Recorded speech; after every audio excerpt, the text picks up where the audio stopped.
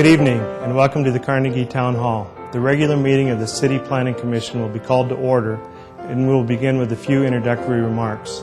The City of Sioux Falls Planning Commission serves as an advisory board to the City Council. It is a responsibility of the Planning Commission to consider and make recommendation on land use and zoning matters. Conditional use permits and minor amendment requests will have final action here this evening, unless appealed to the City Council in writing within 5 days. Any decision made on preliminary subdivision plans or future land use amendment requests tonight will be referred to the City Council for final action at the third council meeting of the month. Any decision made on rezoning requests, major amendments, or ordinance amendments tonight will be referred to the City Council for final action at the first council meeting of the month. Council meetings are held at 7 p.m. here in the Carnegie Town Hall and are televised. Any action taken here tonight on a final development plan is final. The Planning Commission will first approve the consent agenda and then the regular agenda. In order to place certain non-controversial items on the Commission's consent agenda, planning staff and the Planning Commission applies the following criteria. First, the request conforms with the City 2015 Land Use Plan. Second, the planning staff recommends approval of the request. And third, there are no audience members present or written comments received in opposition to the request. And fourth, the application meets all conditions and requirements of the ordinance. Once the consent agenda items are approved, you are free to leave.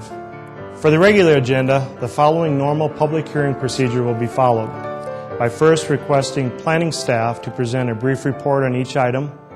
Second, the petitioner will be requested to come forward and make a statement or answer questions. After the petitioner, anyone from the audience who wishes to address a particular agenda item shall be recognized. Then, the Planning Commission will discuss the matter further and take appropriate action.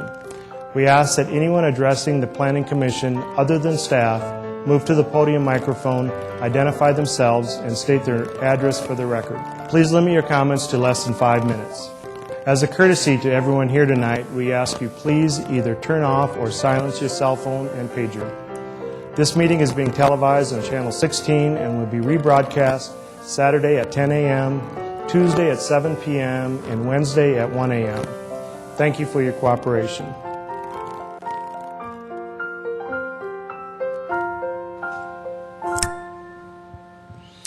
I would like to thank everyone in the audience for coming tonight and taking the time to participate in our meeting.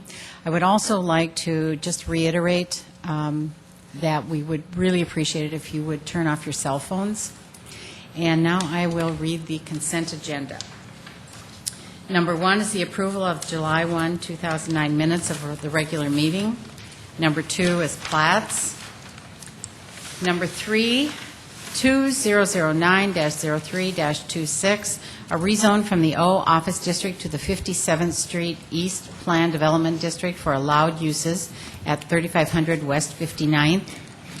Number 4, 2009-07-02, minor amendment in sub-area C of the Diamond Valley Plan Development District to allow a rear yard setback reduction from 25 feet to from 25 feet to 21 feet 10 inches at 1105 East 73rd Street. Number 5, a 2009-07-01, a final development plan in sub-area C of the Diamond Valley Plan Development District to construct an 8-plex residential apartment building and 8-stall garage at 1105 East 73rd Street. Number 6, 2009-07-04, conditional use permit in the C2 General Commercial District to allow unscreened outdoor storage for a contractor storage yard at 105 North Fairfax Avenue and 106 North Indiana Avenue. And that concludes the consent agenda. Are there any objections from the audience to any item listed on the consent agenda?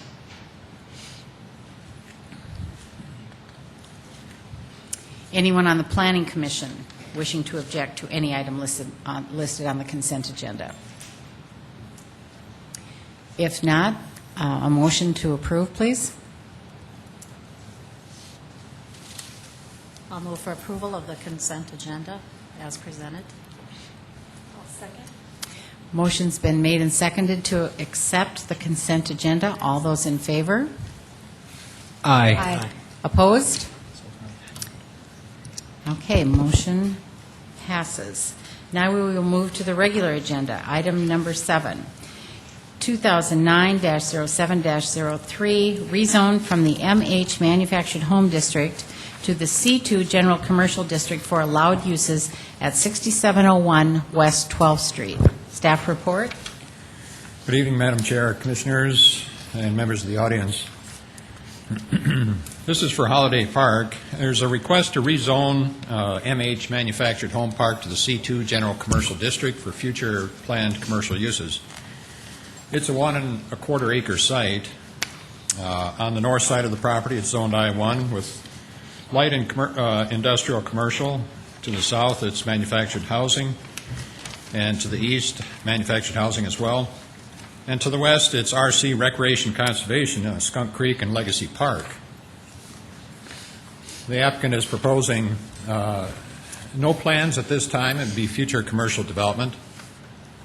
In the C2 district, we look for compatible uses. Actually, the C2 district is intended to provide for a wide variety of commercial uses and regional services generally found in existing commercial areas. The district includes uses requiring large land areas, extensive retail operation, and outdoor display, which would be compatible with adjacent residential developments, but in no case would unscreened outdoor storage be permitted. So staff is comfortable with the proposed rezoning. We received no calls. Looking at the physical requirements of the site, you notice that there is a kind of a drop-off into the Skunk Creek area. It's up high, so it's really no visual impact on the city park or the park area with the Skunk Creek. There is adjacent streets, including West 12th, South Melrose Place, and West Rebroadcast Place, private roads, and there's public sidewalk along 12th Street. The property has access from all of these streets and should be well serviced. Basically, the services are available, and future land uses along West 12th east of the subject property are indicated as commercial as well. So staff is recommending approval of the requested rezoning at this time. And that concludes staff report. Any questions of Steve?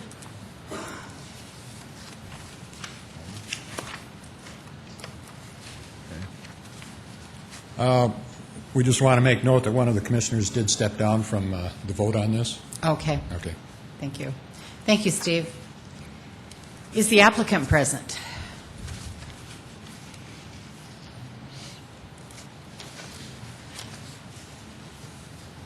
Good evening, Madam Chairman. My name is Clyde Hagan.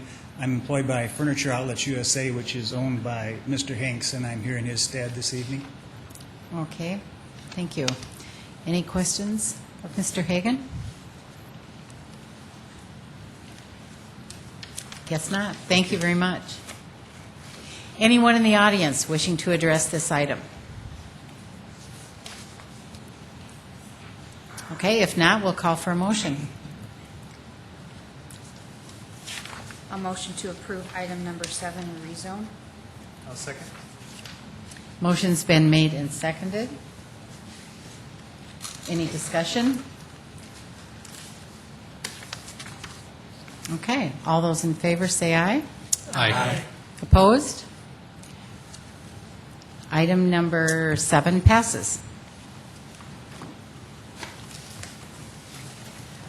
Item number 8, 2009-07-07, a rezone from the RA2 Residential District and the O Office District to the Pettigrew Heights Plan Development District for allowed uses at 600 West 12th Street, 616 West 12th Street, and 322 South Duluth Avenue. Staff report? The applicants on this particular proposal are represented by David Erickson, Vandewall Associates, the owner by Pam Bollinger, Volunteers of America, Dakotas. Proposed project is residential apartments. The general location is on West 12th, with the address is indicated with a cross street of Duluth Avenue. It's a 1.2 acre site. They're proposing to allow both residential and office uses. There currently is an existing office use on the property. They would replat the property into 3 lots, one for residential, one for office, and one for parking. In this planned development district, other regulations have been identified and are included at the end of your report, identifying architectural treatments of the residential structures and also setback conditions and landscaping for proposed off-site parking. The parking requirements have been established, setbacks established, maximum height established by these sub-area regulations. If you have any questions on that, I can go into it in detail. Actually, setback reductions are proposed in the RA1 district for the parking from 25 feet down to 15 feet in their front yard setback. However, it's in an area off-site and next to an area which also has similar setbacks and parking provided. We feel that it provides residential uses and redevelopment in this particular neighborhood, which has had a lot of publicity lately. The applicant is planning a development of housing, office, and parking to accommodate the Volunteers of America, Dakota's housing facilities for women with children and 37 apartment units, proposed to be constructed in a 4-story structure just west of the existing Volunteers of America office facility. The new parking lot is off-site to the east of the existing office facility. Subject property is located in this Pettigrew Heights neighborhood and has been identified for redevelopment, and the VOA has been awarded funding for this project from the South Dakota Housing and Development Authority. So it is not a speculative project. It is an actual project for which plans are prepared to proceed with your approval this evening.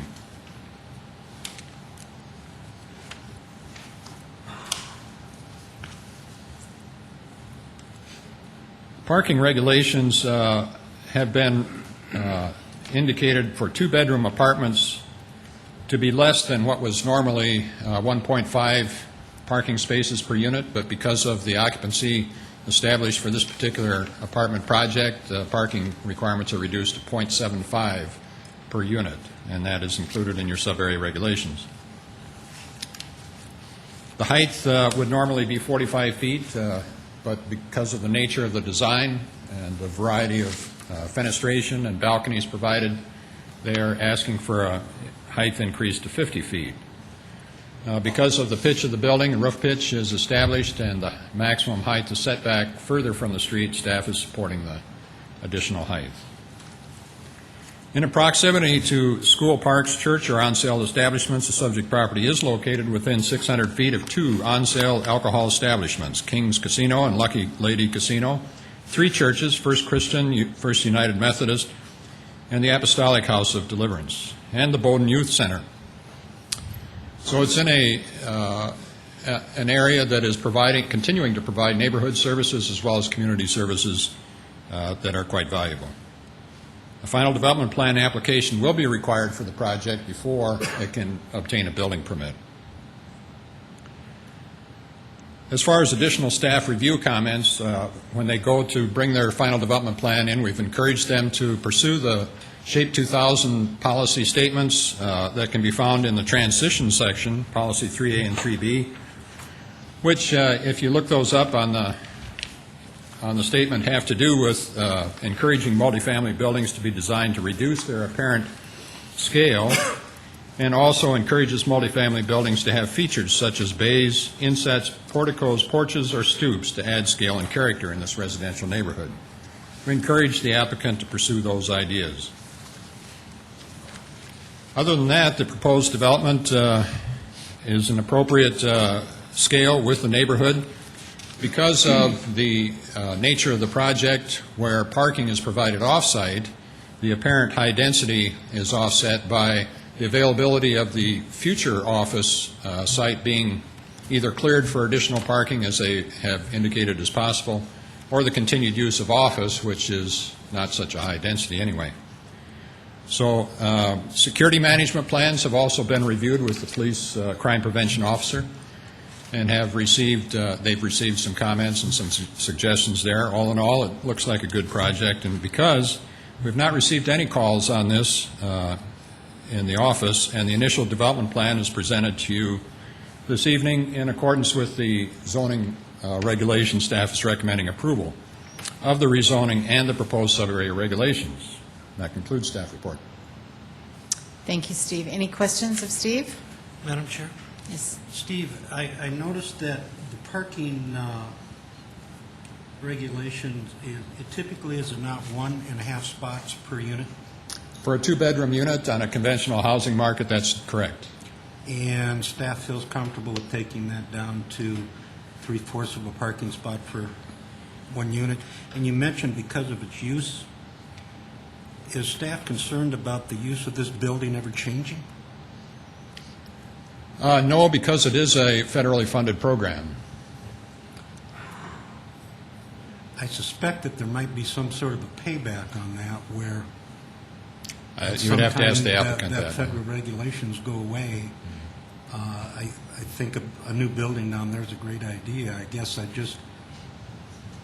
we have no concerns about creating something maybe down the road that might end up being used for something different than it's being designed right now.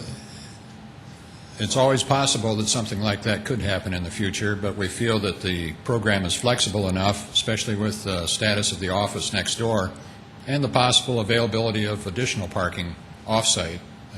We're comfortable with it. Okay, thank you, Steve. Any other questions? Thank you. Is the applicant present? Well, I'm not the applicant, Dave Erickson is, but Ken asked some good questions. My name is Craig Lloyd with Lloyd Companies, 1005 Tomar Road, and we're the ones who put the application into South Dakota Housing and HUD for the funding. To answer a couple of your questions, Ken, is that this is a transitional housing for mothers and families that are recovering from meth or other substance abuse. It's to try to get the family back together. This is using 4 different funding mechanisms through the South Dakota Housing and through what they call NSP funds, which is called Neighborhood Stabilization Program. If they don't keep this in the same program, all the money has to be paid back, which is in excess of $4.5 million. And that goes on for 50 years, approximately. And so, in my lifetime, I'm not too worried about it. Maybe you do. But it's a program, and that's VOA's mission. I mean, it's the mission of the applicant, it's a mission of the Housing Authority, and it's a mission of the funding mechanism that goes along with it. Craig, thank you for that explanation of the program. And the problem is most of these people can't drive. I mean, once, they've had their license taken away from them, so the possibility of them getting driving, eventually they probably will, but right away it probably won't, and that will never be, I don't see it to be a problem. Any other questions of Craig? Thank you. Anyone in the audience wishing to address this item? If not, we'll call for the motion. Madam Chair, I'd move for approval of item 8. I'll second the motion.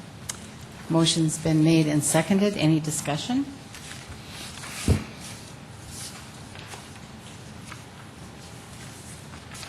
Okay, if not, all in favor, say aye. Aye. Opposed? Item number 8 passes. Item number 9.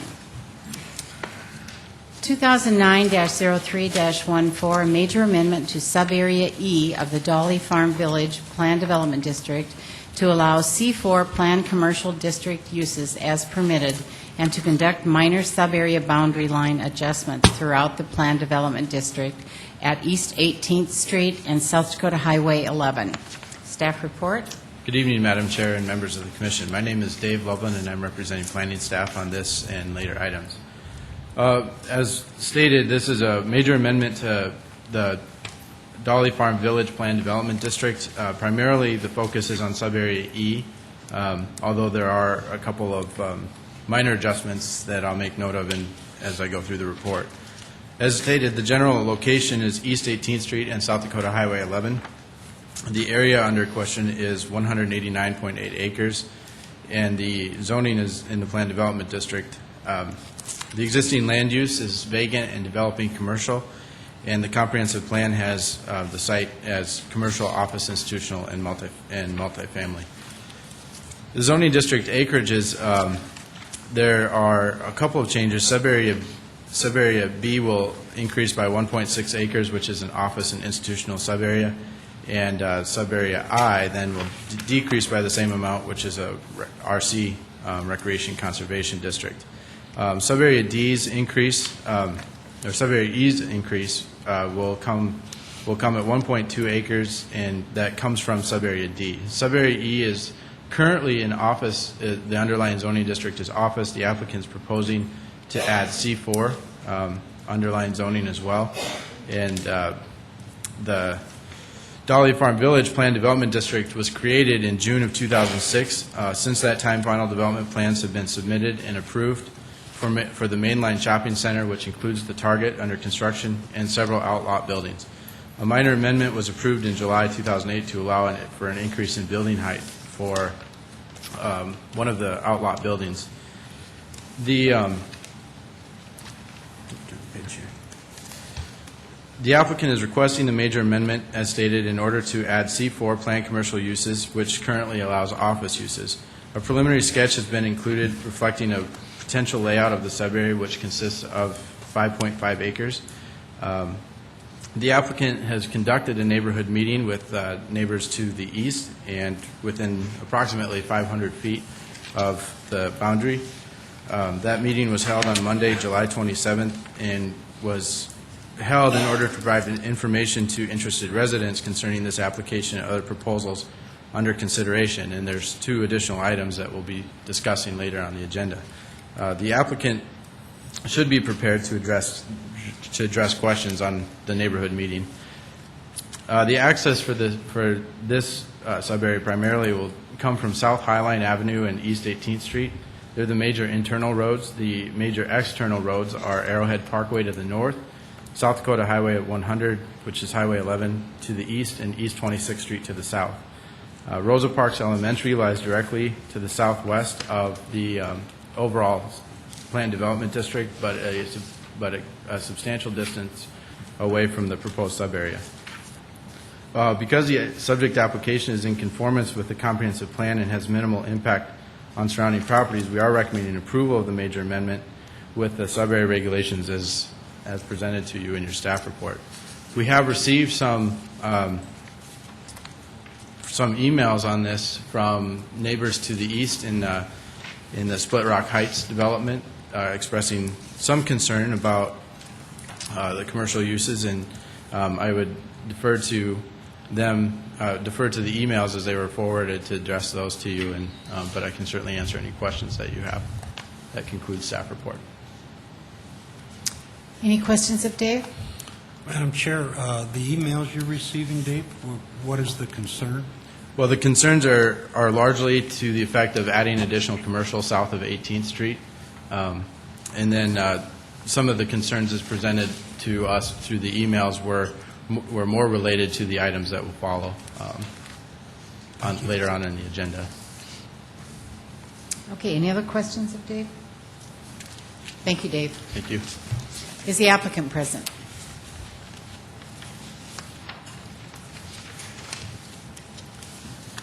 Craig Lloyd, Lloyd Rickert Development, 1005 Tomar Road. It's kind of exciting because if we go back to 2006 when we first started talking about this, we had a booming economy. GM was one of the nation's greatest car companies. AIG was a major insurance company. Lehman Brothers was a major brokerage company. We had many of the national retailers in great shape, wanting to do business and want to move to Sioux Falls, South Dakota. Our retail development was about 80% pre-leased with letters of intent. Well, here we are today. GM is bankrupt. We as taxpayers own it. Same with AIG. Lehman Brothers no longer exists, and most retailers we talk to are either out of business or in serious trouble.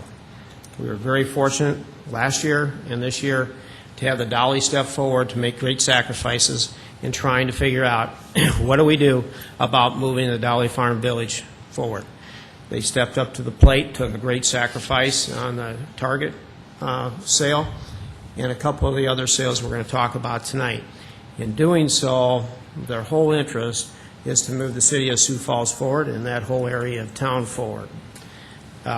We have had some changes, and the changes that we're coming forward to you today, we tried to meet the integrity of what we talked about in 2006. Things have changed, and here we are today asking for a couple we call minor changes and trying to address it. Can you bring that over here? The corner was designated for office service use. We have kept that promise to the neighbors to try to mitigate any exposure to the commercial that would come behind that on 18th Street, because we do have a curved road. It would not affect anybody coming from the east to see that, other than a beautiful bank building that we're proposing to put on that site. Behind that, we have a convenience store that will sit right around 250 to 300 feet behind the bank. Next to that, we are working with a auto tire store that will be behind about a 4-foot berm with landscaping in front. And that can be retail as retail goes, or service as service goes. But the design of the buildings meets all our colors and our landscaping plan and everything else we're trying to put in that area. And then we have a dental office or a medical office to the far south of that same section to meet with the office. So we have changed two areas that we're trying to change two areas that do go into the commercial. They're service. One of our other tenants are requiring some services other than Target, and the proposed calls to blend into that area to help generate more business from that for them also. So that's why we came up with a proposal, and we did a rendering to show the scope and the dynamics of that area and how it really does affect really nobody, in our opinion, to the east of this development. So is that Highway 11 down in the lower left corner? Yeah, Highway 11. 18th Street comes in, and it goes into a roundabout, and the roundabout takes the traffic to Target, further on to 18th and Foss, and to the left would be Highland. Craig, can you talk about your neighborhood meeting and Yes. We sent out 188 cards to the neighborhood. We had approximately 45 people. We did supply the sign-in sheet to Erica of all the neighbors. I will tell you that out of the 45, I'm going to tell you that probably 95% of those people saw nothing wrong. There is a group of probably 3 or 4 that spoke in front of this group before about different issues, and they're the same ones that have the issues today. And the issues is that you told us it was going to be office, and now you have commercial. They were concerned that we could build a 3 or 4 story office building on the corner. Well, we're not doing that. We're building a single story or 1.5 story, basically, bank building. So they have a concern about us infiltrating to the south, and we said, this is where we are at today. This is what we're trying to do to move this thing forward, and we think it makes good sense. Any other questions of Craig? Thank you, Craig. Thanks. Anyone in the audience who wishes to address this item?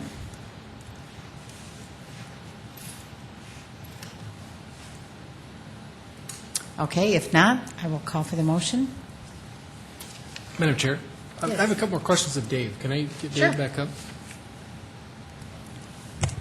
Yeah, you mentioned just earlier when we talked about the email correspondence that it relates to items later in the agenda, and not specifically this agenda. Well, some of the email was on this about the extension of commercial to the south, and Correct.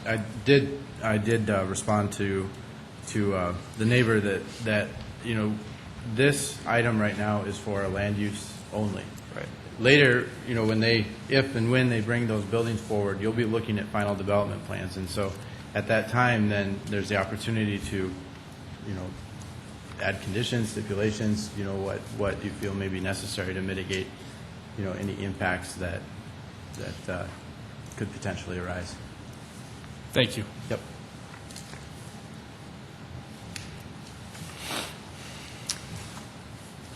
Okay, do we have a motion?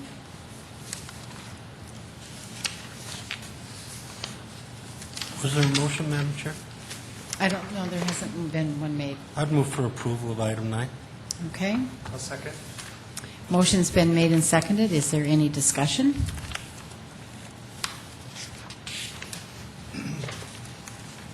If not, all in favor of item 9, say aye. Aye. Opposed?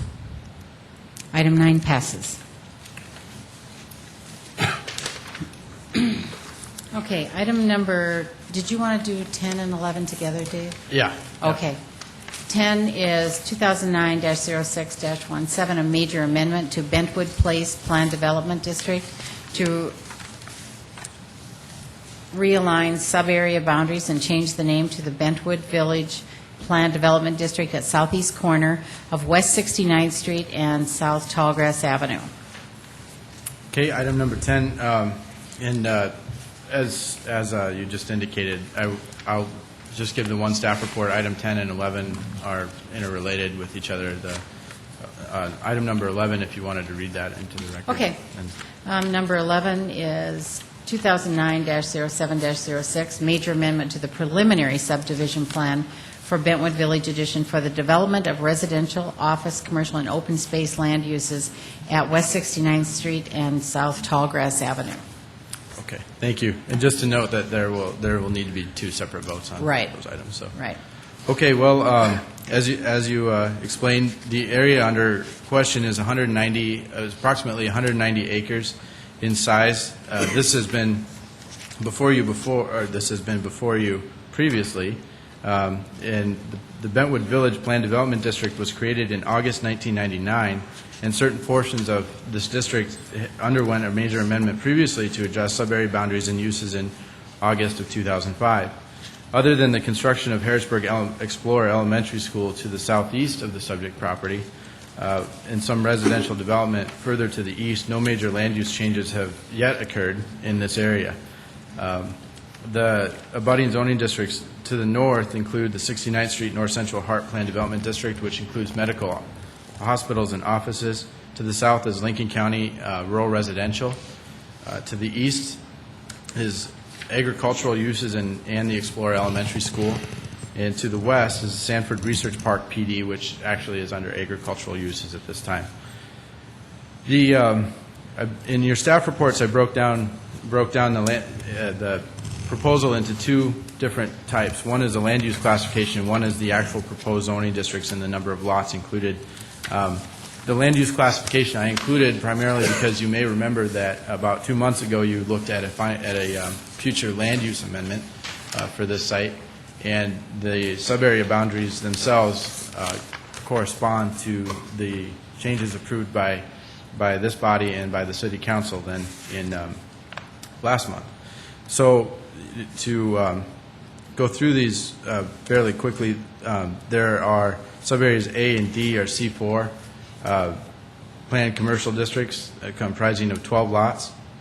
Sub-area B and G are office uses, and they comprise of 4 lots. Sub-areas C and I are recreation conservation districts, which is a drainage way that runs through the center of the subject property.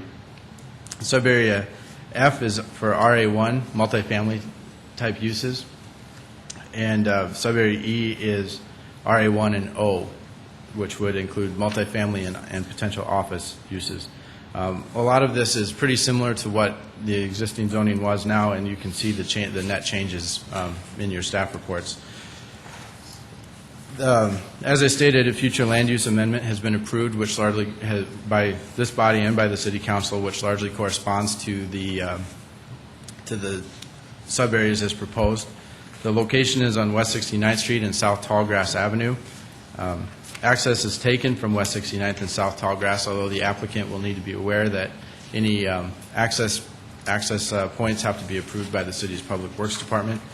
And the subdivision plan, a major amendment to that, is also under consideration tonight.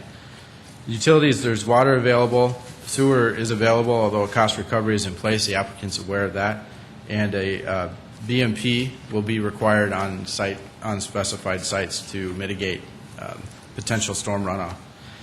You may also remember that at the time of the future land use amendment, there were people here that expressed some concern over some of the land uses or the impact of the land uses to traffic on 85th Street and South Louise Avenue.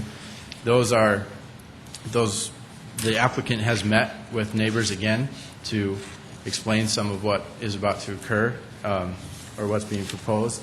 And this entire area is under substantial pressure for development, and is being analyzed by the city's traffic analysis programs to determine what the future uses and needs are going to be. As we go into the preliminary subdivision plan, largely.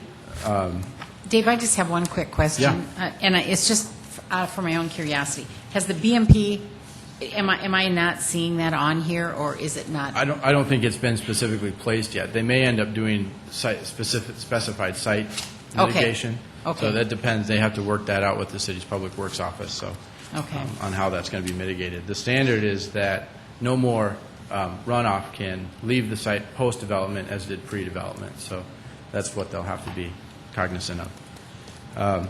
In the preliminary subdivision plan, the report is largely the same with the same type of information. I did want to mention, though, that I think I left out that the sum total of all the lots is 151, and that includes approximately 104 single-family lots in the RS2 areas and 15 single-family lots in the RD areas. So that concludes staff report. We've received no calls on this item, and I can address any questions that you have. Any questions of Dave? Madam Chair? Yes. Dave, a couple months ago, there was a gentleman here talking about the interstate and potential interstate modifications that are either pending or being thought about for the near future. How has that gone into the thinking with respect to this subdivision? Well, as you probably are aware, that the city is constantly updates the capital improvements programs along with the state. Those improvements that would be necessary are under design in some cases and under proposal in others. That's essentially why when we do traffic modeling, we look at proposed land uses to determine what the need of our roadway system will be in that area. There's no question that traffic will increase, and that's why we have to make sure that we model these things right so that we have the capacity needed to serve this area. So it's safe to assume that the folks that are doing the modeling and the folks that are in the midst of the development have been communicating and know what each other are doing. Right. When preliminary subdivision plans come before you, you're looking at them from a lot and block standpoint to see how it lays out. They're also working with the city engineering office to make sure that utilities, road networks, and things are built and aligned in such a way that would provide the best use. Thank you. Yep. Any other questions of Dave? Madam Chair. Yes. David, I do remember that night a few of the neighbors came in. Is this the process where if they have some concerns as to land usage, is this their opportunity to voice those concerns to us? Yep. I mean, at any stage through the process, since this is in a planned development district, as this continues forward and they bring forward a final development plan, they'll have the opportunity to comment. Right now, you're approving land uses, so if they need to talk about that, this is probably the moment. I will let you know, though, that they were here, the applicant, and expressed their concerns to you. The applicant met with them, to my knowledge, and has, I think, had at least one meeting, if not two, with them. And when the future land use amendment went to the city council, there was no opposition at that time. So I haven't heard from the neighbors this time either. So I got the impression it was more curiosity than anything, just wanting to be kept in the loop. right, and just to make sure that these things were being thought through. So When you ask a petitioner to have a neighborhood meeting, is that a certain distance around the proposed site? in general, we don't have a specified distance, but each type of application has its own sort of variables that are included, and so we ask them to be cognizant of where the impacts may lie when they have a proposal. Would that include the landowners on adjacent borders, even if that's not real property? In other words, if it's just land? Yeah, yep, it should. Thank you, David. Yep. Thanks. Thank you. Is the applicant present?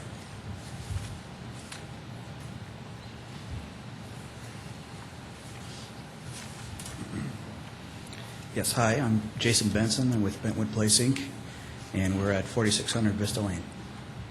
Excuse me, that was 4600 Vista 4600 Lane? Vista Lane, yes. Okay, thank you. Any questions of Jason? Madam Chair? Yes. My only question would be the neighborhood meeting. Were you here at the original meeting? I was. And did you have a chance to meet some of the neighbors, I believe, to the east and south? I did. We had a pretty productive neighborhood meeting. We sent out over between 35 and 40 invitations, mainly, and I emailed as well, specifically those people that were here before. They all, the ones that all showed up, or most of them, live in the south, on the south side of our property in that neighborhood, as well as Doug Johnson, who lives to our north there as well. So everybody showed up, and I think we answered all their concerns, all their questions. A lot of it was they wanted to know what type of density, where we're going to switch the two, but it's not exactly a huge change, so they were fine with that, and they also wanted to know about phasing as far as what our plans are, which section we're going to start to phase first, that kind of thing. So, thank you. And I believe we answered all of their questions. Any other question of Jason? Okay, thank you very much. Thank you. Anyone in the audience wishing to address item number 10? If not, I will call for the motion. Madam Chair, I make a motion to approve item number 10. I will second. Motion's been made and seconded. Is there any discussion?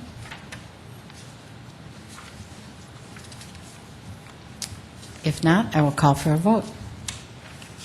All in favor, say aye. Aye. Opposed? Item number 10 passes. Number 11. Did you have any other comments about 11, Dave? Okay.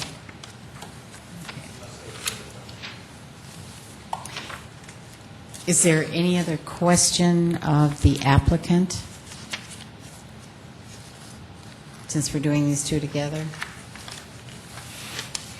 Okay, if not, anyone in the audience wishing to address item number 11? Okay, if not, I'll call for a motion. I'll move for approval of item 11. Okay. All right, I'll second it. Okay. Motion's been made and seconded. Is there any discussion?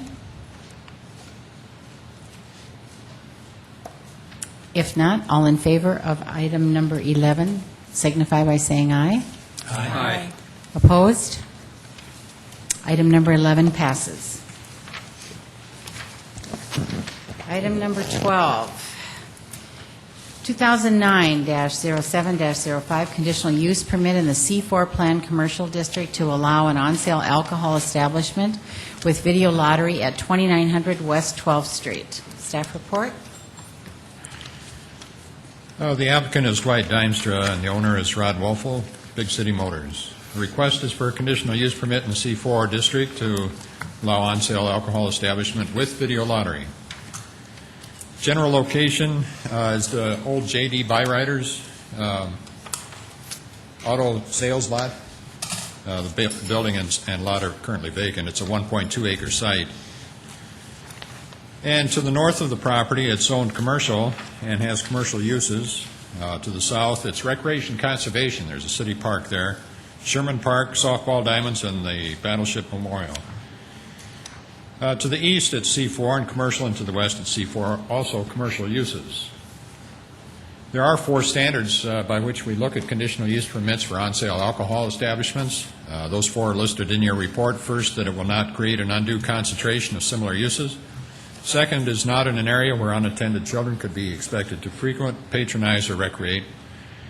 Thirdly, it is compatible with the characteristics of surrounding uses and not injurious to surrounding properties. And a 4th condition is there for video lottery, which says video lottery placement is not within 2,000 feet of any city park, other video lottery machine placement, or any elementary or secondary school within the city as measured from the closest point of the outside wall of either of such buildings or tenant space or the boundary of any park. Actually, when you look at it, and we have an interpretation from the City Attorney's Office that the provisions of this section shall apply only to new video lottery machine placements, not those previously authorized by conditional use permit. So this video lottery is associated with previous conditional use permit and is coming to the property along with the on-sale alcohol. The applicant states their intent to move the existing Mr. D's bar from their present location with video lottery at 2501 West 10th Street behind the Godfather's Pizza to this larger property, and it's to be known as Whiskey's Bar and Grill. Providing space for bar seating, a kitchen, pool tables, dartboards, a stage for bands, space for weddings and other special events, and outdoor smoking. I spent a little time talking to the applicant about this. The outdoor smoking area is not identified on the plan. They don't know really if they're going to put it in or not, but if it's needed, they would like to be able to do that.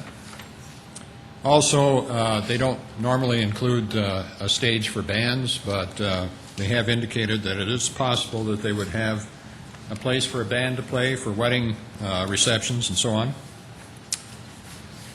And staff has advised them that they have to meet the fire and building codes for sprinkler systems. The applicant is aware of that. The bar is 6,300 square feet, an area with a capacity of 214 seats. There's kind of a separate office building right in front of where they're going to put the bar in, and they intend to continue to use that as office space, which speaks to the parking requirements. Required parking for a bar with 214 seats is a minimum of 72 spaces. The site plan that we have indicates 62 spaces available on the subject property.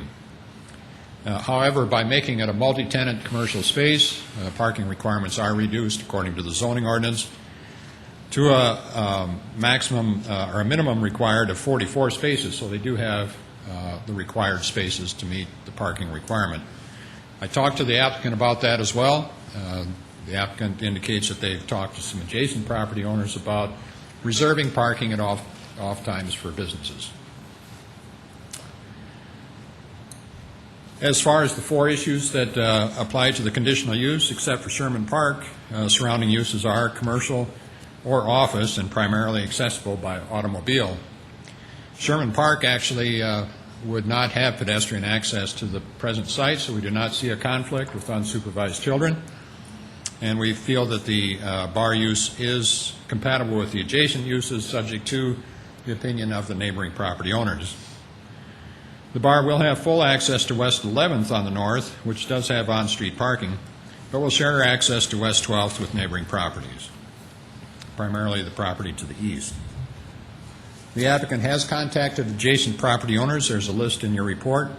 Omnitech, Napa Auto Parts, Wells Fargo Bank, J&R Auto Sales, KTTW, and City Parks and Recreation have all been contacted and either expressed no opposition or no opinion. As I stated, video lottery terminals being relocated are not considered new placements, and therefore the 4th condition is met. We've had no calls on this application, and staff, in looking at it, because it is a use different than what was in there before, the auto sales use, of course the bar with 214 seats is a pretty major change to the use of that property right across from the city park. Staff would like to add 3 conditions to the first two that are indicated in your staff report. And I've discussed this with the applicant, and it has to do with outdoor seating. If you have a copy of that, you don't have a copy of that, but I will read the three conditions that we would like to add for your consideration in approving this project tonight. The first one we'd like to add is that it be subject to the site plan as presented. Outdoor seating is not indicated, but outdoor seating will be allowed on the north side of the building only, and only if parking spaces are not reduced in number. I talked to the applicant about that, and they indicated they probably would be looking at the north side of the building as well. The second one we'd like to add is that it's subject to the signage plan as presented. A freestanding sign that's existing on the property is being reused, and then a new building signage is being put on there. And then the third stipulation would be subject to a one-year review by the Planning Commission. So we would add those to the first two that are included in your report. First, the security management plan approved by the crime prevention officer, and the second one that it's approved for this applicant only. Those are the two standard ones that we usually use on conditional use permits for on-sale alcohol. That then would be a total of 5 conditions we'd recommend to the Planning Commission for approval of this particular project. The staff is recommending approval with those conditions. That concludes staff report. Steve, we have a third recommendation on here for lighting, signage, and landscaping plans. Yes, the third one in your report would be struck because we're using the plan as presented. Any other questions of Steve? Madam Chair? Yes. Steve, any video lottery consideration is a council issue, if I'm not mistaken. I mean, just because if we were to approve this as a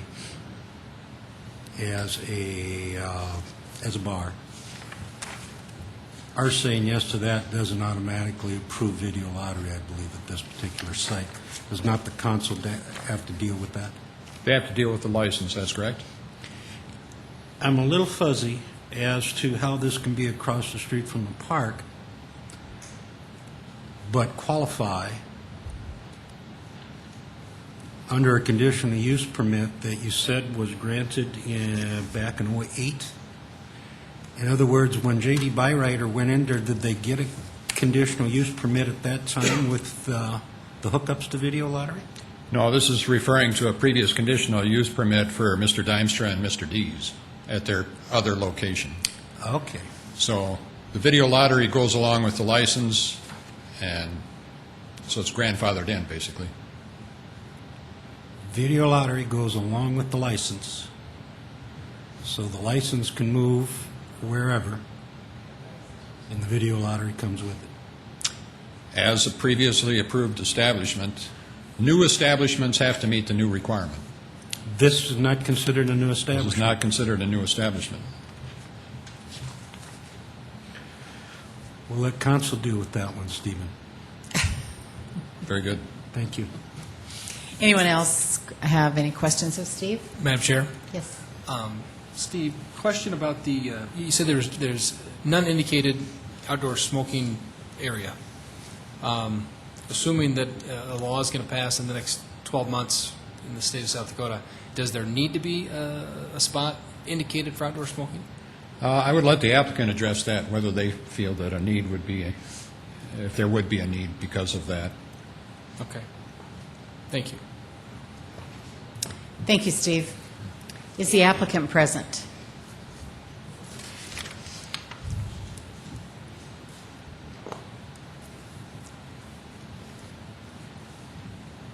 Dwight Dimestra, 2108 South 5th Avenue, Sioux Falls, South Dakota. Any questions of Mr. Dimestra? Madam Chair? Yes. Mr. Dimestra, with respect to the indication of outdoor smoking, according to Steve, there hasn't been a spot that has been designated an outdoor smoking area. Do you have plans to have one, or what's your plan? Well, first we need to determine whether or not outdoor smoking is going to be required. But the feeling that we've had with contractors and so on, that we would put it on the northeast corner of the building. There's 2 doors actually 3 doors on the north side of the building, 2 walkouts and an overhead garage. So smoking area would be to the north, to the east.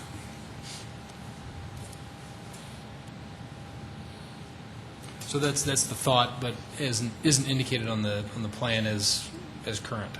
That's correct. Okay, and I'm okay with that. Okay. Any other questions of Mr. Dymster? Madam Chair. Hello, Dwight. How are you? Just fine, Ken. Good. You currently have an establishment, I believe, in the far north corner of the old Sunshine store where Sunshine used to be at 12th and Kiwanis. You're close, but not quite right. I've only been there a couple times. Yeah. I'm at 2501 West 10th. Okay. Are you So- moving your establishment from there up to this particular location, Dwight? Yes, Okay. That's You have it. video lottery where you're at right now? yes. I had video lottery downtown at the old Sportsman's Bar, Okay. and I brought it to 2501 West 10th, and I hope to carry it on. Thank you. Any other questions? Thank you very much. Thank you. Anyone in the audience wishing to address item number 12?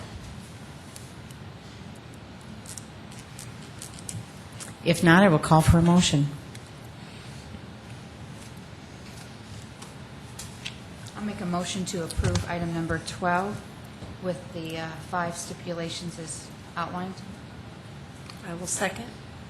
Motion's been made and seconded. Is there any more discussion?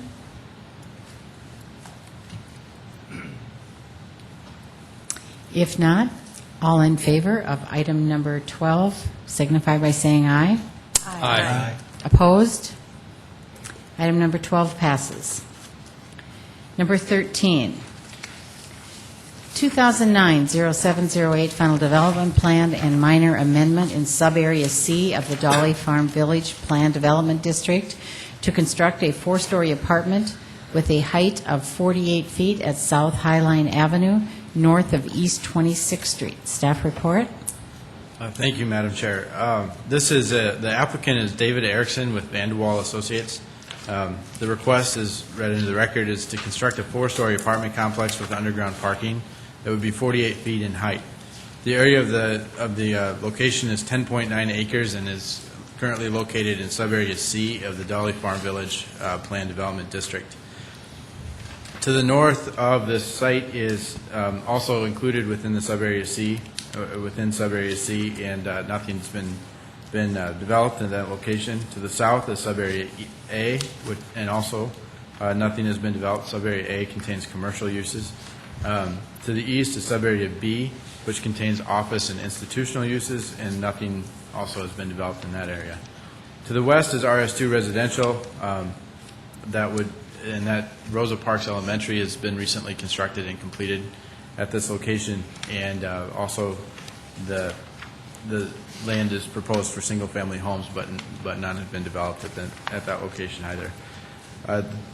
As read in an earlier staff report this evening, Dahle Farm Village was created in June of 2006, and since that time, final development plans have been submitted and approved for buildings, but further to the north, and this would be the first building in the south part of the district.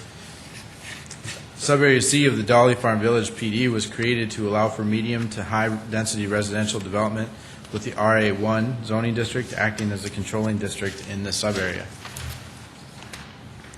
The applicants are requesting approval to construct a 168-unit apartment complex that will feature underground parking, open areas including an outdoor pool, and a decorative pond in the northwest corner of the parcel. The applicant should be prepared to work with the engineering department regarding the construction of South Highline Avenue, which traffic studies has indicated will be a major collector and may be required to be built with 4 lanes. Sub-Area C regulations allow for a building height of up to 45 feet. The proposed apartment complex is shown to be at 48 feet in height, which is why a minor amendment is also part of this request. That would allow for the increase, for a 3-foot increase. As noted in your staff report, the Dahle Farm Village regulations require a letter indicating approval to proceed, signed by the chairperson of the Dahle Farm Village Architectural Review Committee.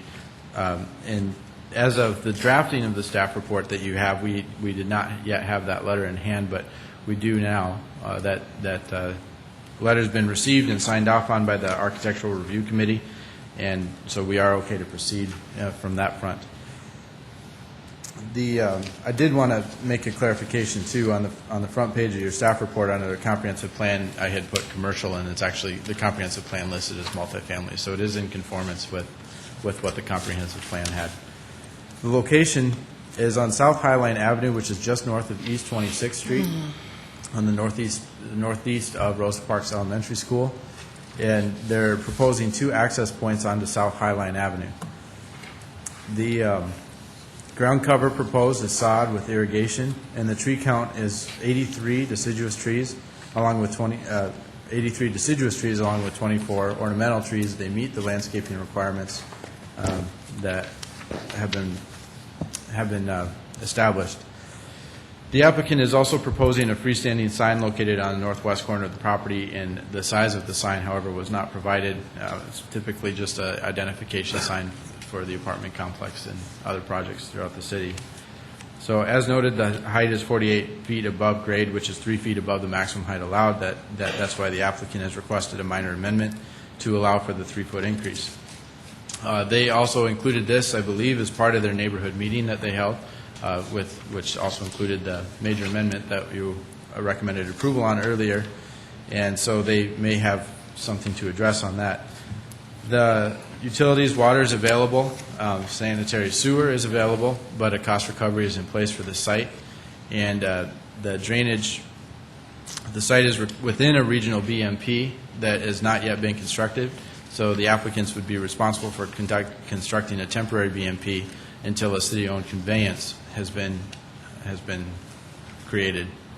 Because the subject application is an allowed use and generally conforms to underlying district requirements, we are recommending approval of the final development plan and minor amendment with one stipulation, and that is the black ash, green ash, or other ash tree varieties shall comprise no more than 10% of the total deciduous shade tree count as recommended by the city forester in the published street tree guide.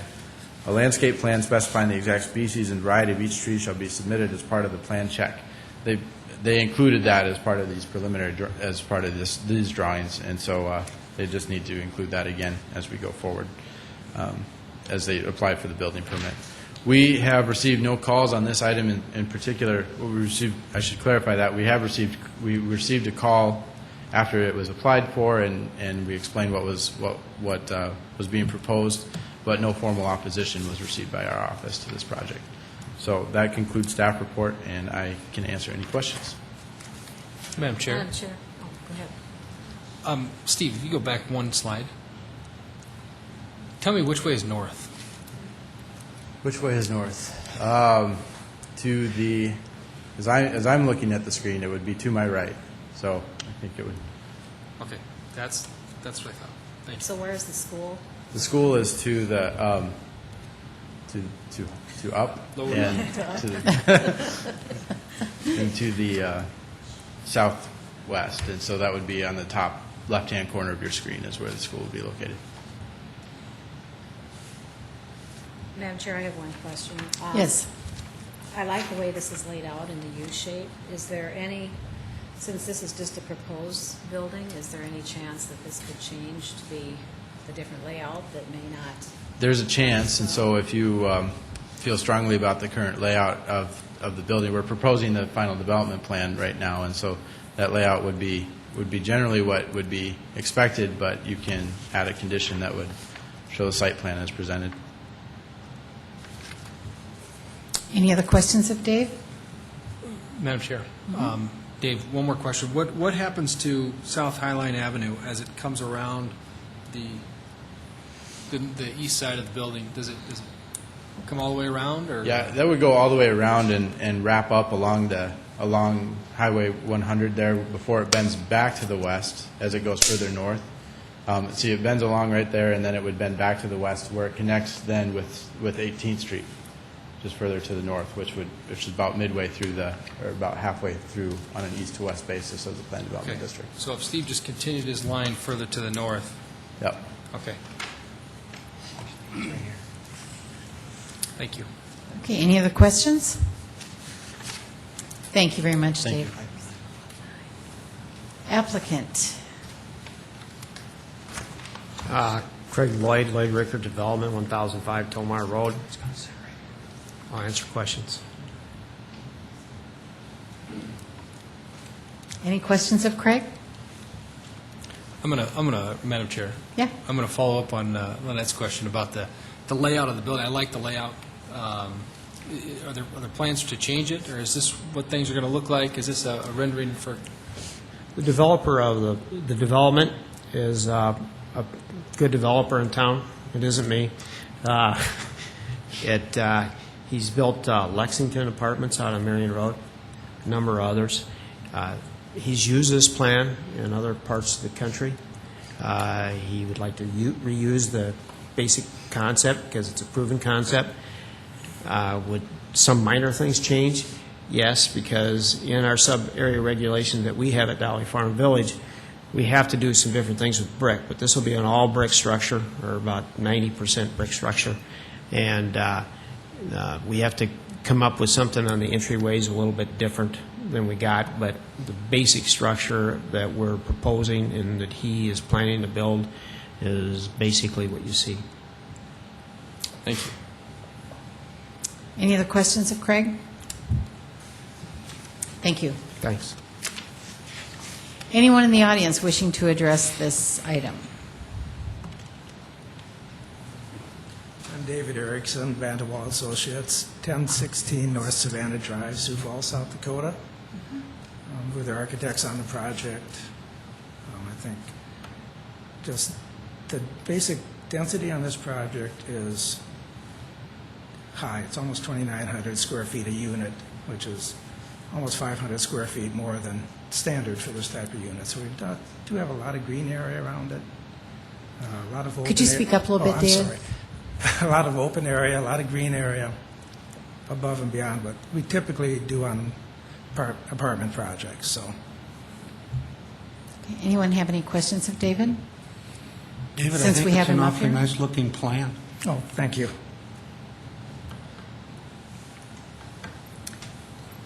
Thank you. Okay. Anyone else? If not, I will call for a motion.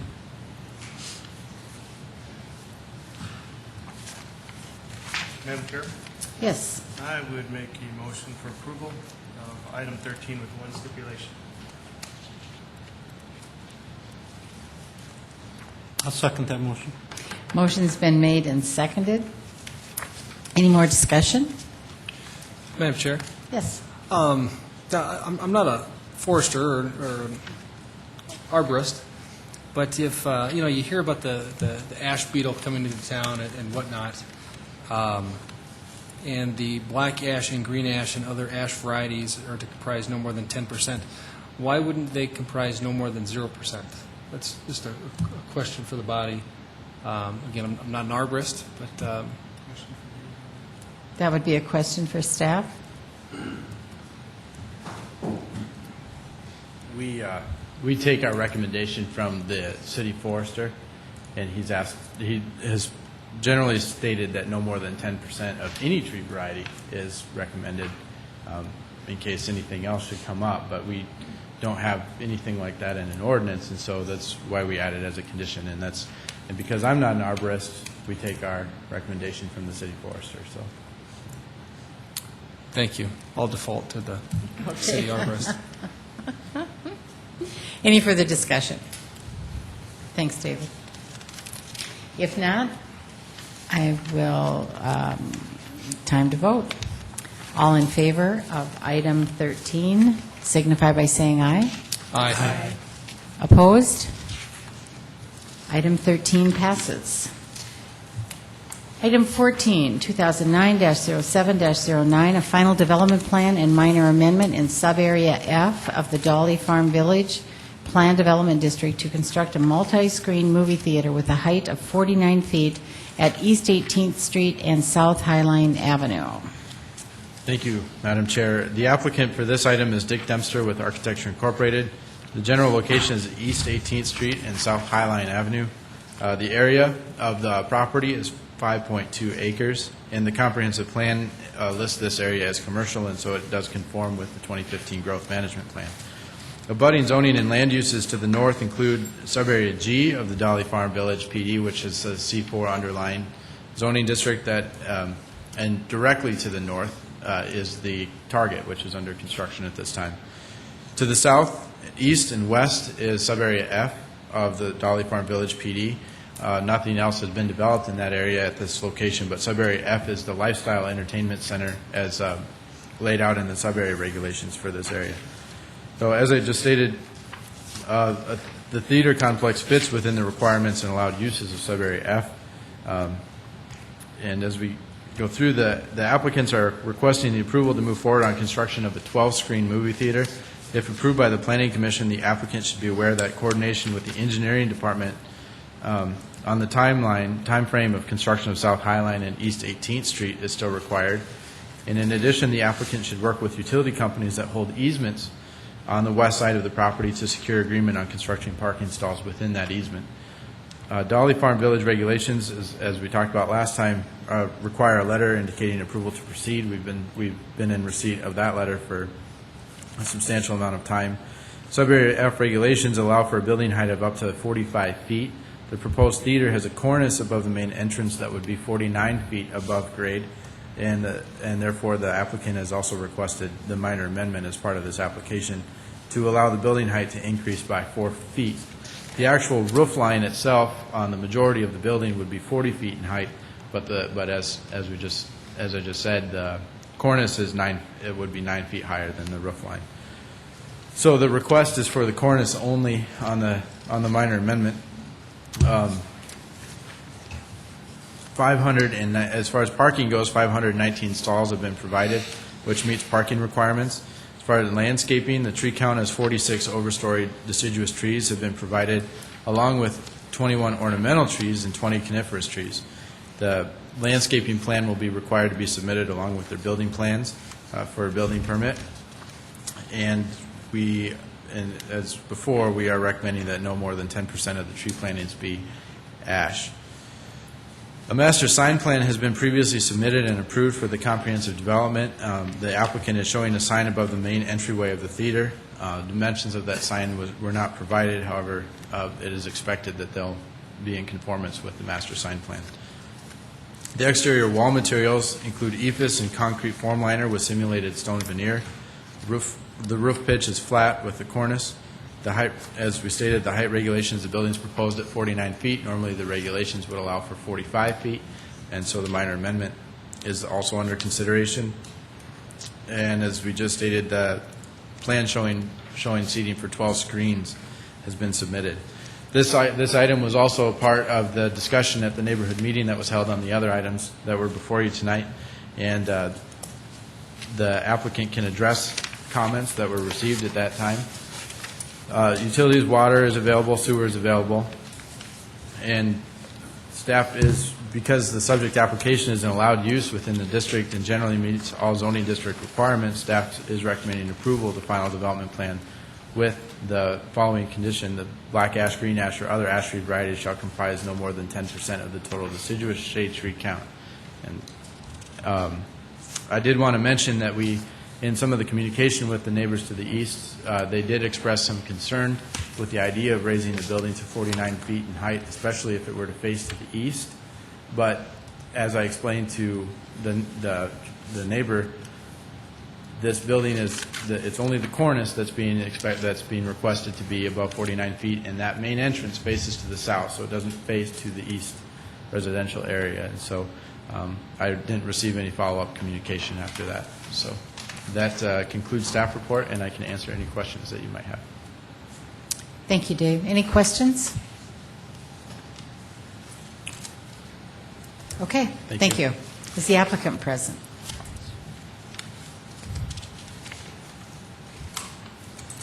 Craig Lloyd of Lloyd Ricker Development, 1005 Tomar Road. To address the height, theaters are just tall. I mean, they're all stadium seating today, which raises the height of the buildings. And so, we need the height to make, so you stand up in the back row, I suppose. And if you think about it, this theater on the east side really is 935 feet from Highway 100. That's right around 3 city blocks. So if you're standing here, you'd have to look all the way down to the Premier Bank card, or Premier Bank building, to say that that's how far it is away from wherever the road is. It's 1,300 some feet, or 5 city blocks almost, from Highway 100. So I don't think anybody could tell if a building is 4 foot higher or 4 foot lower from that distance. So I respect the criticism, but I think it's moot. The other comments were the colors and what the colors are going to be. We've tried to do a rendering that best depicts the colors of the building and the materials. So I can't tell you if that's going to be the exact red or not the exact red, but it's going to be red, beige, and orange. So that's kind of where we're at. Any questions of Craig?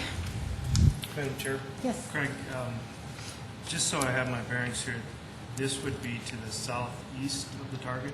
Right south of the target. Directly south. Yeah. The target would sit within, I think, 75 or 80 feet from the north side of this building. There's a driveway that goes in between the two. Madam Chair. Yes. Mr. Lloyd, I just want to make sure I have my direction or my numbers correct. You said 935 feet from Highway 100. The edge of the building to Highway 100? Yeah. Did I say something else? I thought I heard 935, then I heard 1,300. 1,300 is to the front yard of the furthest house to the east. Okay. Thank you. Sorry. Appreciate it. Any other questions of Craig? Craig, I understand that you're not going to make everybody happy over there, and if you can make 95% of them, I think that's pretty good. But I have 45-year-old eyes, so from here to there, that looks like a pretty decent earth tone red to me.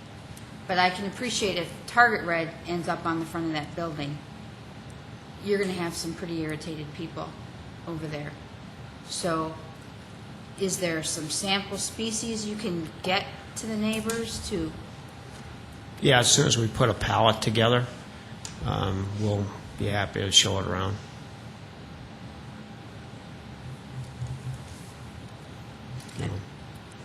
Any other questions? Thank you, Craig. Thanks. Anyone in the audience wishing to address this item? If not, we'll call for a motion. Madam Chair, I make a motion to approve. I'll second. Motion's been made and seconded to approve item number 14. Is there any more discussion? If not, all in favor say aye. Aye. Aye. Opposed? Motion passes. Item number 15 is a public hearing, Pettigrew Heights Neighborhood Redevelopment Plan. Staff report. Good evening, Erica Beck with the City Planning Office. We are presenting for your consideration this evening a redevelopment plan for Pettigrew Heights. The purpose of the plan is to not only guide redevelopment within the neighborhood, but also define the neighborhood as a redevelopment neighborhood pursuant to South Dakota Codified Law, Chapter 11-7. By defining the area as a redevelopment neighborhood pursuant to this codified law, the city will be then able to pursue the establishment of a single-family tax reduction program specific to this neighborhood. Jeannie Wang, the Planning Office Neighborhood Services intern, and Russ Sorensen will be providing you with an informational presentation based on the redevelopment plan. If you have any questions, you can please feel free to ask us at any time. We also have neighborhood representatives here that are willing and I think eager to speak on the plan as well, and their role in participating in the planning process. Thank you.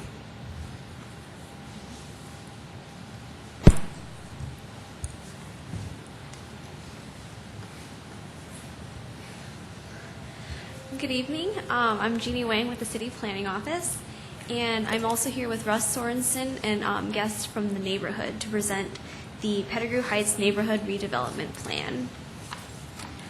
First of all, where is Pettigrew Heights neighborhood? It is bounded by 9th Street on the north, 16th Street on the south, and also Minnesota to the west, or to the east. And then on the west, we have Koval Avenue, Euclid, and Grange Avenues. It is approximately 138.9 acres, which is 60 blocks, and it is located in the core of Sioux Falls, adjacent to downtown. And on this map, you can see that we pointed out various landmarks within the neighborhood, including the 10th and Menlo townhomes, the Bowdoin Youth Center, Summit House, places of worship, and also the community gardens, and we'll elaborate further on those locations later in our presentation. The demographics within Pettigrew Heights neighborhood, we have approximately 3,900 individuals according to the 2000 census data. The population is made up mostly of low to moderate income households. As you can see on the table to the far right hand on income and poverty comparisons, the median household income in Pettigrew Heights is significantly smaller than that in comparison to the city as a whole, with about 23,000 compared to 42,000. Also, the multicultural diversity within the neighborhood is greater than in the rest of the city, and that can be seen in the middle table. And the minority races make approximately 32% of the neighborhood, which, in comparison to the city, which is only 12%. There are approximately 1,538 units in the neighborhood, and 60% of those are rental units, which makes up more than half of the housing units within the neighborhood. So why Pettigrew Heights is an important neighborhood? It's one of the oldest neighborhoods within Sioux Falls. It's been identified as one of the 15 neighborhoods in the 2015 Growth Management Plan. And in 2006, the mayor identified Pettigrew Heights as a neighborhood conservation area with regard to crime, dilapidated housing, and code enforcement complaints. And on the next slide, we can see the number of code enforcement complaints in the neighborhood from 2000 to the first half of 2009. And there is a spike in 2006, and that's due to the fact that the neighborhood was identified for greater code enforcement by the City of Sioux Falls in that year. But since then, the number of complaints have decreased. And then we also have the numbers of the police service calls in the neighborhood, with the blue lines representing the months in 2008 and the orange being for 2009 so far.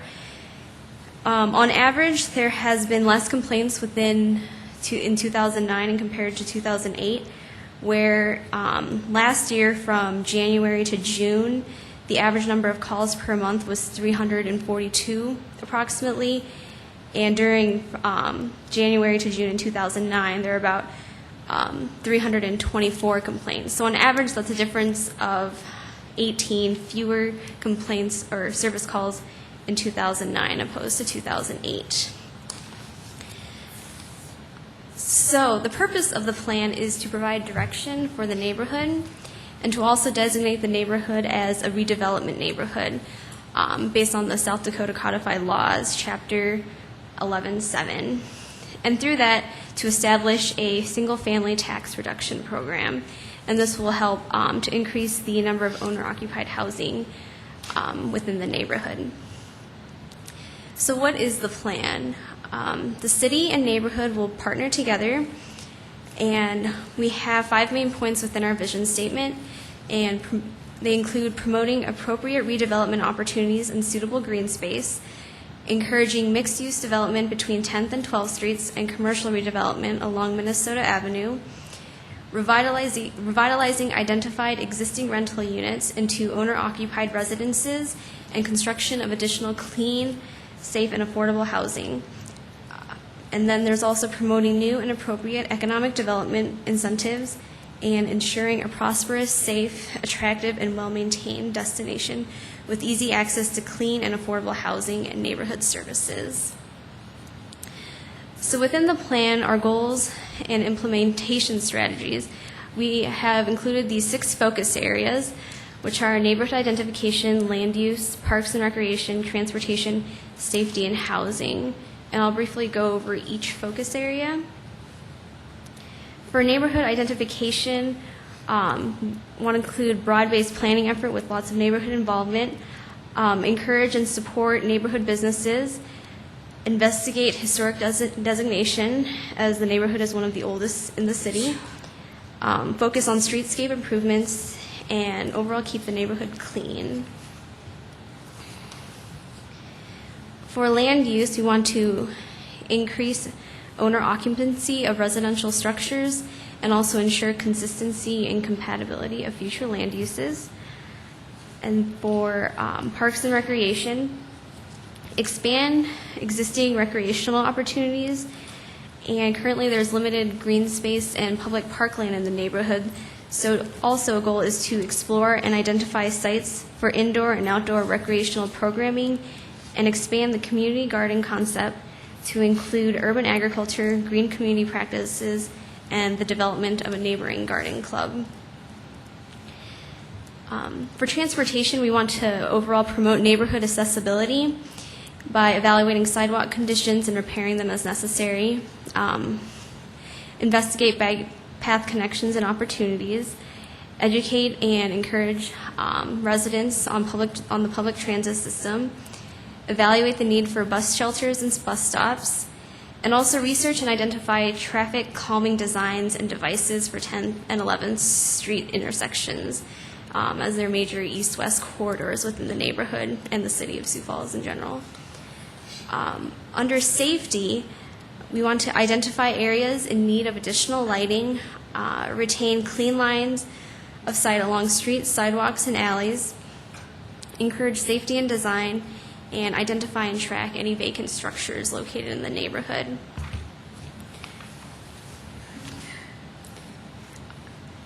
For housing, the plan wants to promote and encourage the transfer of rental housing, especially if it was originally used as owner-occupied housing, and turn them back into our owner-occupied structures. Encourage and mandate housing maintenance to provide decent, safe, and sanitary living conditions. Encourage new development in appropriate areas consisting of a mixed-use design, and identify historically significant structures and encourage their restoration. Further, with housing, we want to provide housing-related educational opportunities at the Housing Resource Center, which just opened in the end of May of this year, and then also encourage the expansion of the City of Sioux Falls Housing Rehab Program, continue heightened code enforcement activities, draft and recommend for approval a single-family tax reduction program for the neighborhood, and then also draft and implement a rental rehab loan program for Pettigrew Heights. So a lot of these goals and implementation strategies can be summed up within the development goals. There are 9 listed here. They are to increase safe and clean, affordable housing, rehabilitate historically significant properties, provide a mix of well-maintained and up-to-code housing densities, encourage new mixed-use multifamily residential and commercial development uses along major street corridors, which include 10th, 11th, and Minnesota. Also to encourage innovative building design, provide incentives that will encourage both market and affordable housing, utilize and seek out public and private partnerships, continue code enforcement activities, in other words, maintenance of existing housing, and encourage viable and community-based local business startups and relocations to Pettigrew Heights. The plan also outlines design considerations.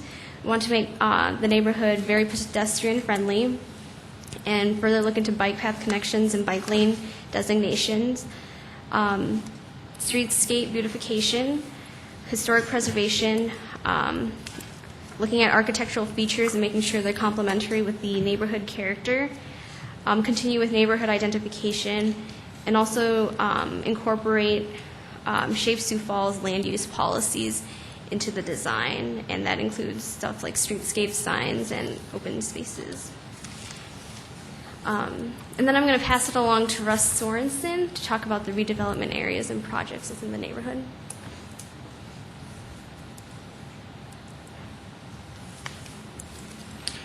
Well, thank you, Jeannie. Good evening, Madam Chair, members of the Planning Commission, members of the viewing audience. My name is Russ Sorensen with the City Planning Office. At this time, I'd like to highlight some of the Pettigrew Heights neighborhood redevelopment areas that are addressed in the plan. Then I'd like to talk about some neighborhood partnerships that we have ongoing and on the form. And also highlight some of the neighborhood accomplishments that have been ongoing since 2006. And also identify some anticipated outcomes as a result of this plan for you and resulting in the adoption of this plan. And also, relative to the development areas within the Pettigrew Heights neighborhood, the focus is to encourage and mixed-use redevelopment between 10th and 12th Streets and commercial uses along Minnesota Avenue. In the slide before you, you'll see that we have outlined for you redevelopment areas and potential redevelopment areas as well, particularly in the areas that are highlighted in green. As I indicated, land uses particularly would be commercial between 10th and 12th Streets, with commercial along Minnesota Avenue. The idea of promoting mixed uses would be residential maybe on the upper levels of structures and office and retail uses on the lower main levels with associated parking and other residential amenities that are conducive and employ the character of the Pettigrew Heights neighborhood as well. Some of the housing projects that we've had in this area include a high visibility area at 10th and Menlo. It was a project developed by Sioux Empire Housing Partnership and their board of directors. It's a development that includes 5 townhomes, and 3 of which of the 5 are occupied at this time. There's several players and partners in this particular venture, included architects, contractors, and lending institutions that all came together to have this project developed in a high visibility area within Pettigrew Heights. And it was a vacant lot before, and now we have an area that is providing housing for 3 families.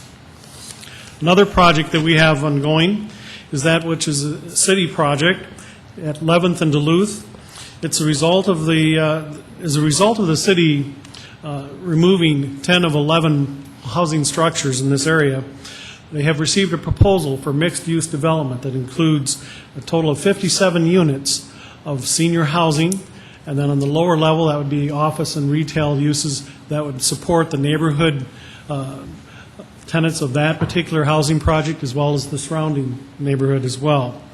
And this particular site is a vacant lot at this time, and we're proceeding with that and pending other funding opportunities that are waiting for us right now.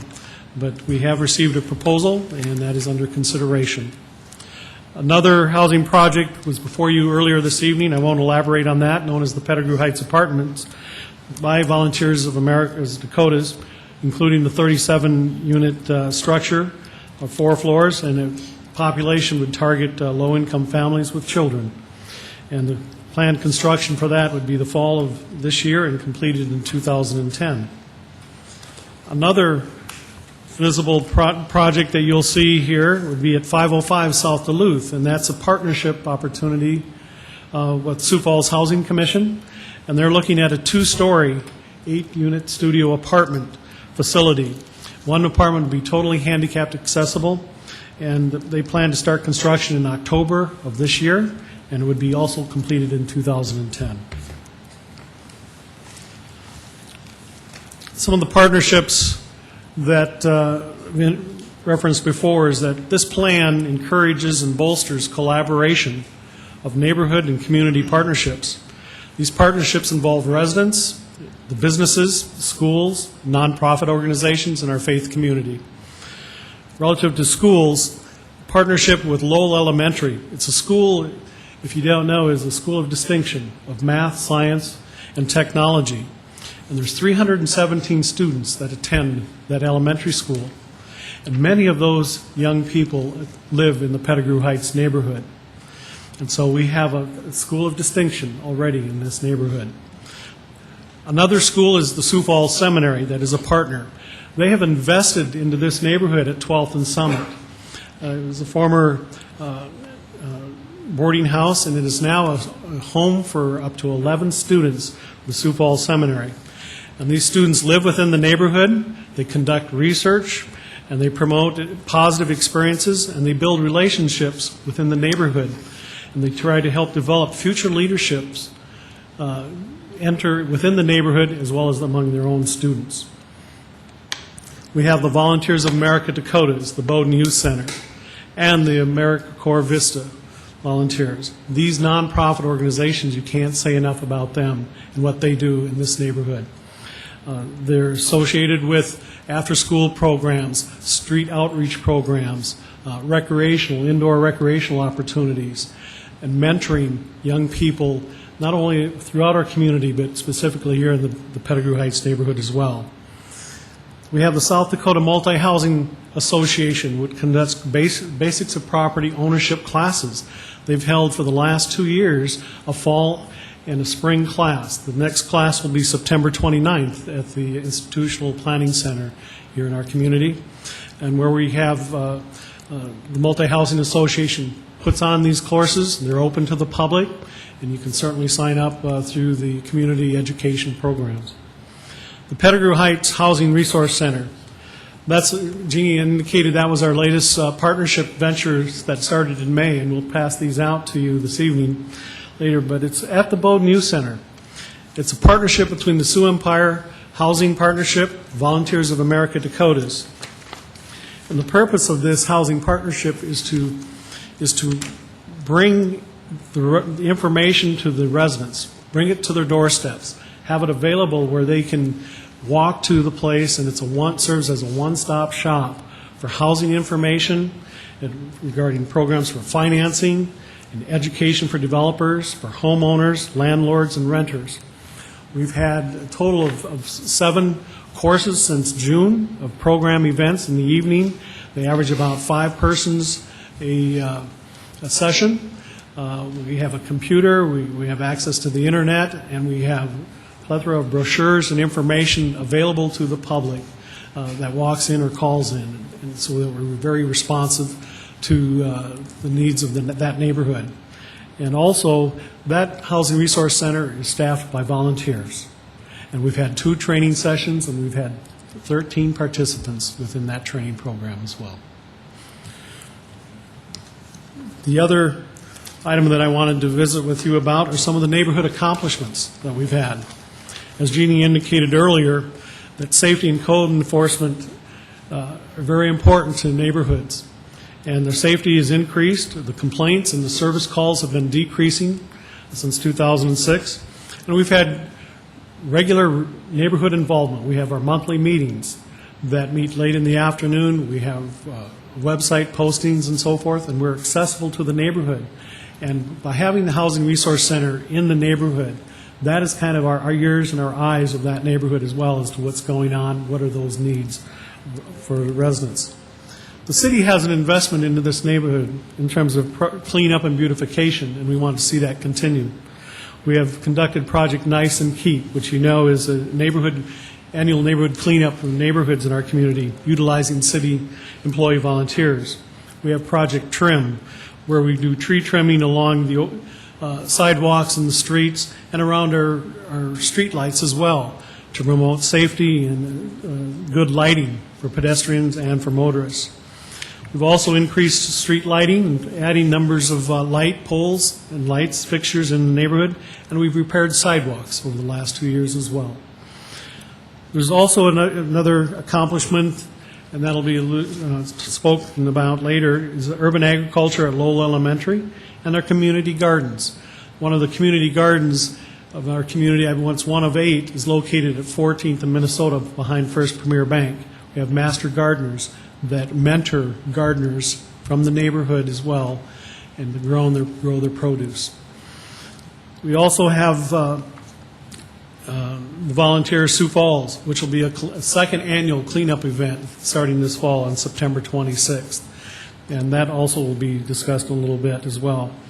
But Fall Harvest Festival at Lowell Elementary School, as part of the Urban Ag Initiative, will bring the community and the neighborhood together to reap the bounty of that harvest with music and good camaraderie and fellowship with the neighbors. In your information packets, we've had some ideas for designs for banners and on light poles and some logos and so forth, and letting you know that we have a housing resource center within the Pettigrew Heights neighborhood. What are some of the outcomes that we're expecting from this plan? Well, obviously, overall neighborhood growth and development is what we're looking for. Also, this plan will launch movements towards decreasing the crime statistics and decrease code enforcement-related complaints. We're already seeing that as well. It will also increase safe, affordable housing in the neighborhood. It provides those guidelines, and it would also increase owner-occupied housing for the neighborhood. As Jeannie indicated, over 60% of the housing is rental in this neighborhood. We'd like to increase the redevelopment potentials between 10th and 12th Streets and the commercial areas along Minnesota Avenue. And we'd increase the rehabilitation of historic properties that are located within the neighborhood as well. Part of this neighborhood is already touched by the Cathedral Historic District, but there are other areas within the Pettigrew Heights neighborhood that have potentially historical significance, and we want to be sure to consider that in our redevelopment and revitalization efforts. We also want to increase the neighborhood quality of life continued through the development of city, nonprofit organizations, and neighborhood partnerships and services and programs relating to safety, affordable housing, beautification, and sustainability. As Erica originally alluded to, the purpose of this plan is not only to guide redevelopment within this core neighborhood of Sioux Falls, but it's also to define it as a redevelopment neighborhood pursuant to South Dakota state law. By defining this area as a redevelopment neighborhood, the city will be able to pursue the establishment of a single-family tax reduction program specific to this neighborhood in which they need.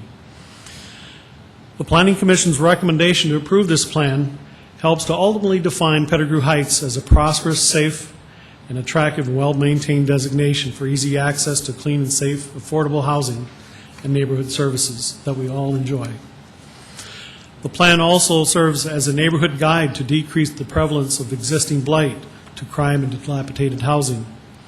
And the plan also ensures these objectives are met by readdressing this redevelopment plan in 3 to a 5-year time frame. Madam Chair, at this time, there are members of the Pettigrew Heights Neighborhood Committee. That committee started with about 30 individuals. I counted today, and there are 84 on that committee of residents, businesses, nonprofits, community stalwarts, and planners, and the faith-based community as well. All a part of this neighborhood initiative to revitalize Pettigrew Heights. These people that are in the audience this evening as part of the Pettigrew Heights Committee, they'd like to address the Commission with their comments about this plan. They include Tim Olson, Daniel Prendable, Laura and Sean Rohde, and I believe Mary Kramer as well. And there may be other people here as well. After they have provided you with their comments, the staff would be available to address any questions that you might have. That concludes our report at this time. Thank you very much, Russ. That's very exciting. Thank you. Okay, anyone from the audience wishing to address this issue?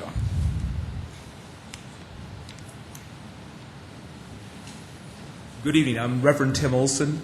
I'm Director of Operations at Summit House at Sioux Falls Seminary. And a big thank you to the city and the City Planning Department for their good work, and a special note to Russ Sorensen. I see Russ some weeks more than I see my wife. And she's a lot better looking, Russ. It is a pleasure to be part of this revitalization, this grand experiment of the Sioux Falls Seminary. We think we may be the only model of its type in the United States.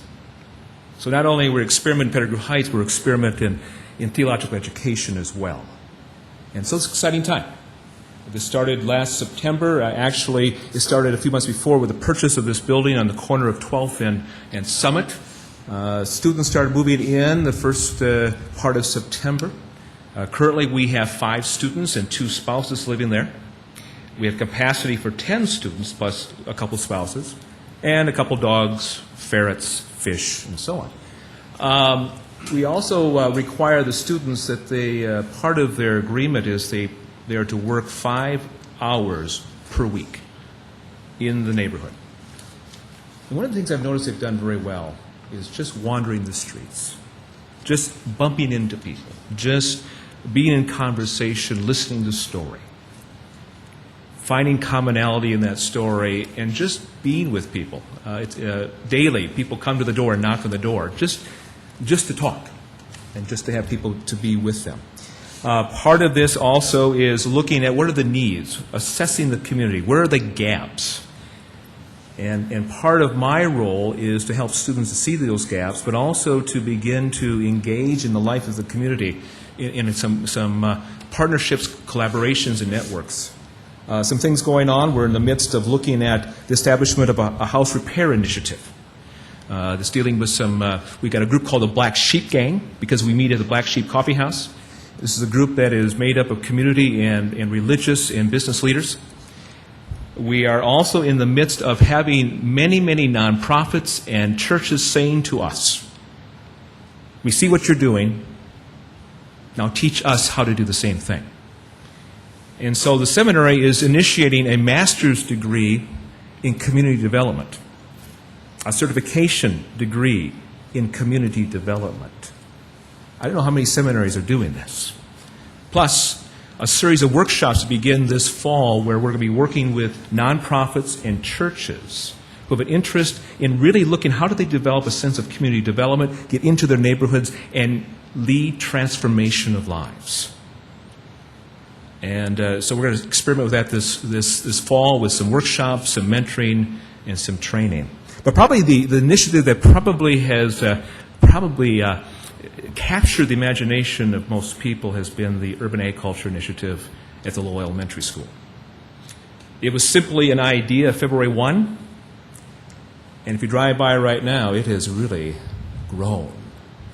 A cross-section, a wonderful partnership of city and school, of the seminary, of AmeriCorps Vista, Volunteers of America, some smaller community outreach gathered, and out of this grew this intentionality to develop a way of helping kids and families in the neighborhood to be empowered and to raise up leaders within that neighborhood.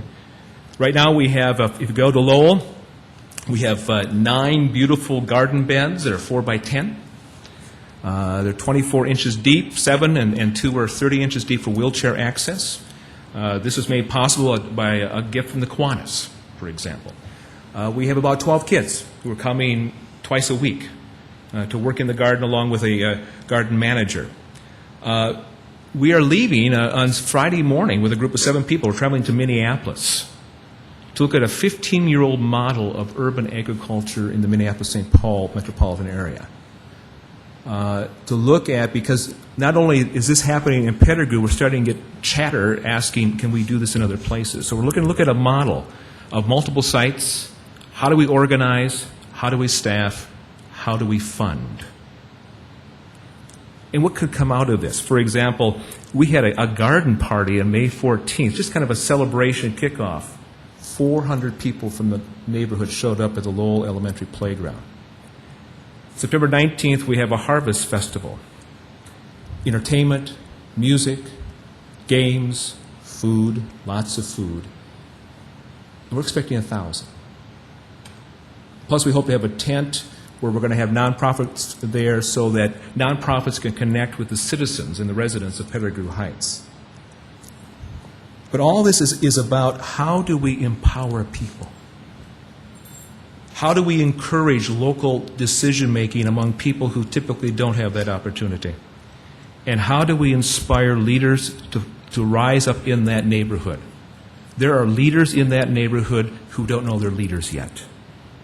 We're going to help find them, train them, empower them, and release them to do the work of the neighborhood. Also, we're looking at an experiment, the possibility. Walmart in Pierce, South Dakota gave us a greenhouse, 25 by 100 foot. Man, you could play football in this thing. We can only use a section of it at the elementary school. So we're going to use about a 35-foot section at the elementary school. Now we're asking ourselves, what do we do with the rest of it? What would happen if we could find a piece of property and set up the other section of the greenhouse? And what if we were to experiment with neighborhood employment? What if we were to try to offer some jobs through the growing, say, of gourmet greens for sale to restaurants, offering jobs to those residents who don't have transportation, who are dealing with criminal records and can't get jobs? What if we taught entrepreneurial skills? How would that change families? How would that change the school? And how would that change the neighborhood? So what we're looking at is a way that we want to revitalize from the inside out. You change people's hearts and minds and attitudes. You change people's behavior. But it takes a long time. And Summit House is going to be there for the long haul. And we want to see lives change. We want to see a neighborhood that the city can be very proud of. And we want to see people achieve things they never thought they could achieve on their own. Thank you. Thank you very much. Anyone else wishing to address this item?